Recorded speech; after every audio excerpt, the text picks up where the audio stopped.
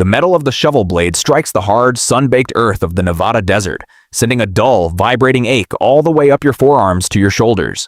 A spark flies into the absolute darkness, briefly illuminating the gray dust suspended in the freezing night air. It is 3 a.m. in the middle of nowhere, a vast, empty basin where the silence is so profound it creates a high-pitched ringing in your ears. You pause, leaning on the wooden handle of the spade, your breath pluming in the cold. You look up. There are no city lights here, just an oppressive canopy of stars and the faint, haunting glow of the perimeter lights miles away, guarding a facility that officially doesn't even exist. Then you hear it.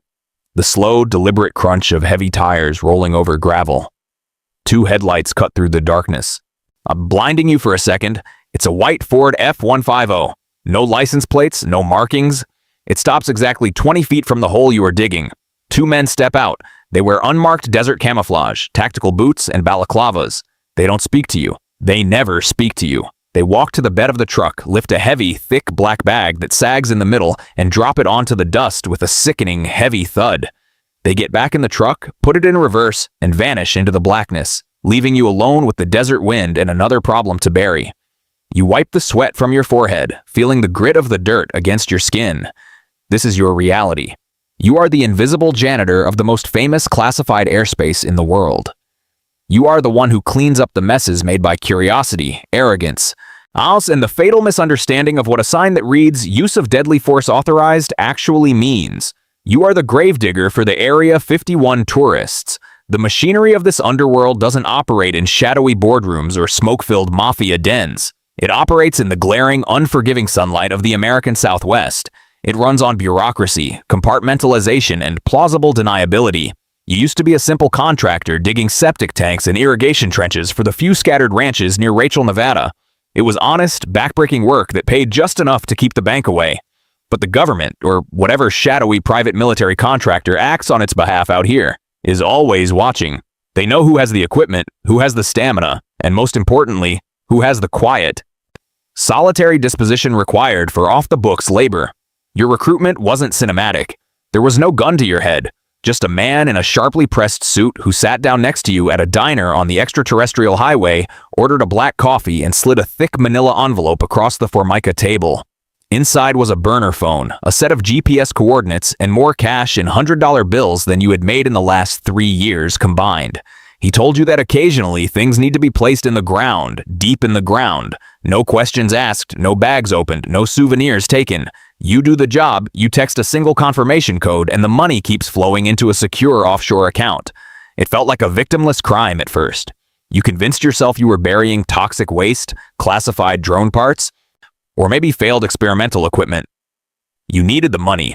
You accepted the delusion, but the illusion shattered the first time a bag tore. It was your 4th job. The ground was rocky, a tough layer of caliche that required a pickaxe. You were dragging the heavy canvas bag toward the edge of the pit when a sharp edge of limestone caught the fabric. It ripped. You swore under your breath, dropping your flashlight.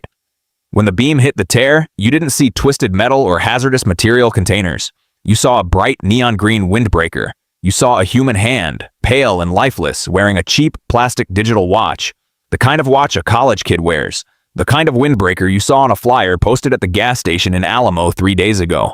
A kid from California, an urban explorer with a YouTube channel. One who came out to the desert to live stream his attempt to sneak past the sensors and the camo dudes. The official news report said he got lost in the vast dunes, succumbed to dehydration, and his body was tragically never recovered. The desert is vast, they said. It swallows people whole. But the desert didn't swallow him. You did. That was the night the true nature of the system revealed itself to you. The economy of this region thrives on the myth. Tourists pour in by the thousands every year. They buy the little green alien dolls, they eat the saucer-shaped burgers, they stand by the black mailbox on the highway and take selfies. They treat the perimeter like it's a theme park attraction. They think it's a game of hide and seek with the government. They think the worst that can happen is a stern warning, a hefty fine, and a night in the Lincoln County Jail. They don't understand that the installation doesn't care about their UFO conspiracies. The installation cares about containment. They are testing things out here, weapons, surveillance tech, aerospace crafts, that dictate the global balance of power. To the machinery, a tourist with a telephoto lens and a reckless sense of entitlement isn't an annoyance. They are a critical breach of national security. And sometimes they push too far. Sometimes they hike out at night, bypassing the motion sensors, ignoring the warning signs, driven by the obsessive need for truth or viral fame. What happens to them when they cross that invisible line? You don't know the exact details. You don't know if they are shot by overzealous security patrols, if they stumble into live ordnance testing areas, or if they just succumb to the brutal elements and the base simply refuses to call the local sheriff to avoid the PR nightmare of a media circus near their borders. The cause of death doesn't matter to you. The result is always the same: a coordinate, a white truck, a heavy bag. The psychological weight begins to crush you, slow and relentless, like the tectonic plates shifting beneath the desert floor. You start to look at the tourists differently. When you drive into town to buy groceries, you see the enthusiastic faces of the amateur truth seekers, the conspiracy theorists with their ham radios, the frat boys on a dare. You look at them and you don't see people anymore. You see inventory. You see future deliveries. You want to grab them by the shoulders, shake them violently, and scream at them to go back to Las Vegas. To go back to the neon lights and the fake casinos where the danger is an illusion. You want to tell them that the desert has no mercy, and the men guarding the base have even less. But you remain silent, because silence is your only currency. Silence is what keeps you breathing. The trap has closed around you, and you didn't even notice the snare. The paranoia becomes your shadow. You realize that you are now a custodian of the darkest secrets of the state. You know exactly how many people disappear into the ether of the Nevada wasteland. You start checking the undercarriage of your own truck for GPS trackers every morning. You change your routes. You sleep with a loaded shotgun leaning against the nightstand, though you know deep down that if they decide to come for you, a shotgun won't make a damn bit of difference. They won't come loud. They will come quietly in the dead of night wearing unmarked uniforms. You are entirely isolated. You can't spend the money you're making, not really. Buying a new truck or a big house would draw unwanted attention. So the money sits, useless, a digital number on an encrypted screen, a monument to your compromised soul. You stop going to the local bar. You cut ties with your few friends in town. How can you look them in the eye? How can you participate in mundane conversations about the weather or the price of gas when you spent the previous night burying a mother of two who got dangerously close to the Groom Lake Road? The psychological horror isn't in the blood or the violence. You rarely see any of that. The horror is in the banality of it all. The horror is in the neat, efficient, bureaucratic way human lives are erased and swept under the rugged rug of the desert floor. Your mind begins to play tricks on you. The sensory deprivation of the desert amplifies your guilt. When the wind howls through the canyons, it sounds like desperate voices calling out for help. When the coyotes yip in the distance, it sounds like the static of a radio cutting out. You start dreaming of the bags. You dream that you are digging a hole, and when you look down, the bag is already there, and it's unzipping from the inside. You wake up in a cold sweat, your hands cramping as if they are still gripping the shovel. You are a prisoner in an invisible cell of your own making. You rationalize it to survive. You tell yourself that if you didn't do it, someone else would. You tell yourself that these people brought it upon themselves. That they ignored the warnings, that they played with fire and got burned. But the justifications ring hollow. The truth is, you are just a cog in a massive, indifferent machine that grinds human curiosity into dust. You are the final period at the end of a sentence that the government refuses to write. You think about running, packing up your truck and driving east, never looking back. But you know the reach of the people you work for. You know that resignation is not an option in this line of work. You can't quit a job that doesn't officially exist.